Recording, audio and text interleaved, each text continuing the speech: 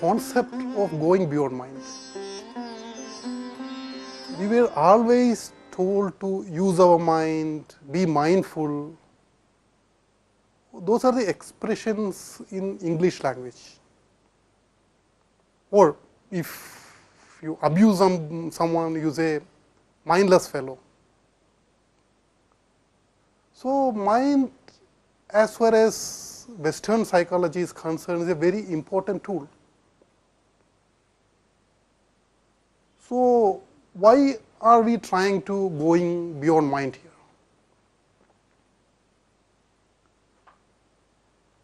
In Indian psychology, mind is not good for you, it's your enemy. When we say mental health, it's like giving weapons to your enemy. It's not acceptable. So, why mind is not good? Why mind is an enemy for us, for Indian psychology? We used to get information from outside world using our 5 senses, and we have 5 senses to react on that information. So, we use our eyes to see, ears to listen, tongue to taste, nose to smell, and skin to touch. These are the 5 senses we are using to capture information from outside world. Similarly, we have 5 senses to react.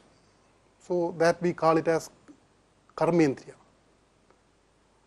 We have 5 karmendriyas, that is our hands, legs,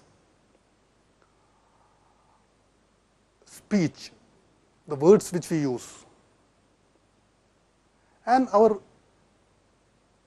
excretion process and reproductive organs. These are our 5 senses of action.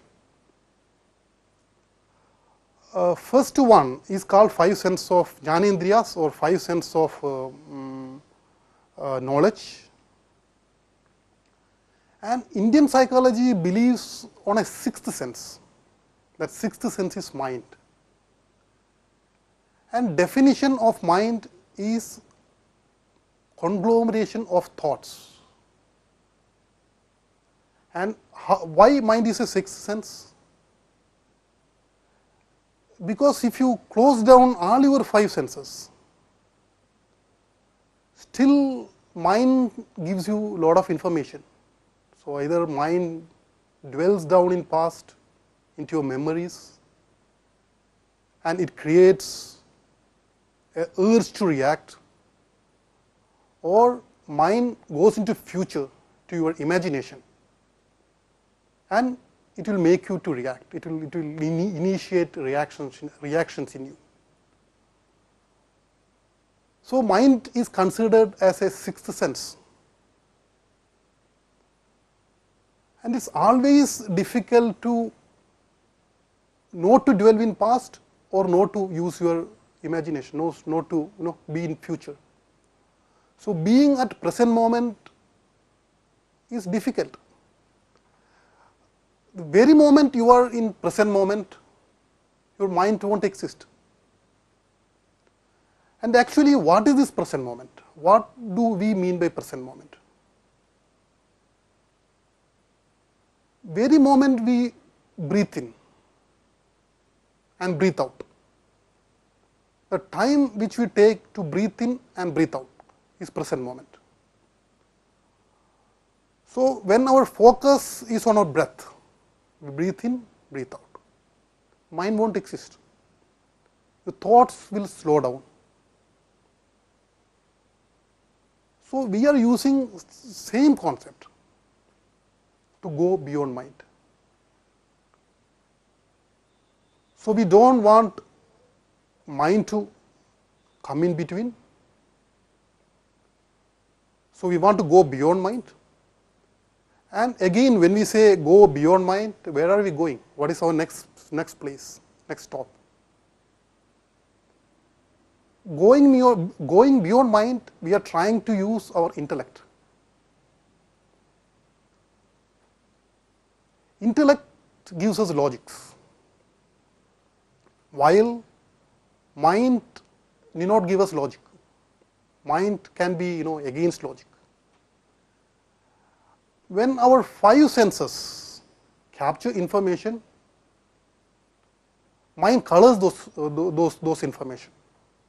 Mind won't allow us to see things as it is. It will color those information.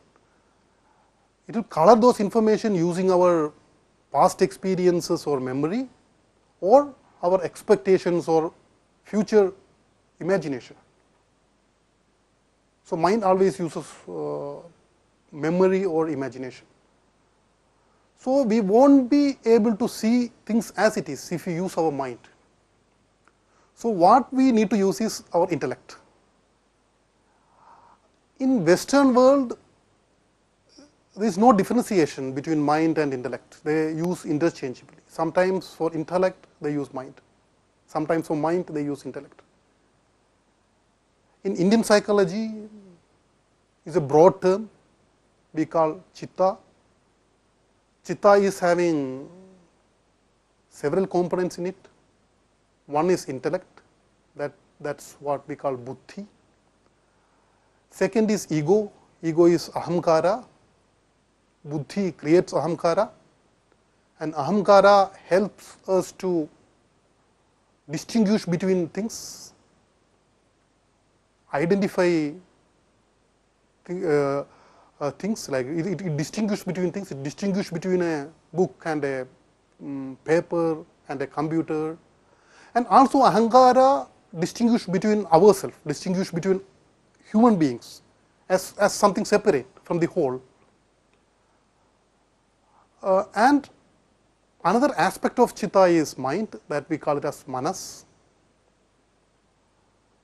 So, in Indian psychology, the concept is chitta, and we do not have a real translation of the word mind. Here when we say mind we mean manas, and idea is to go beyond mind, go beyond manas, and use your intellect to see things as it is.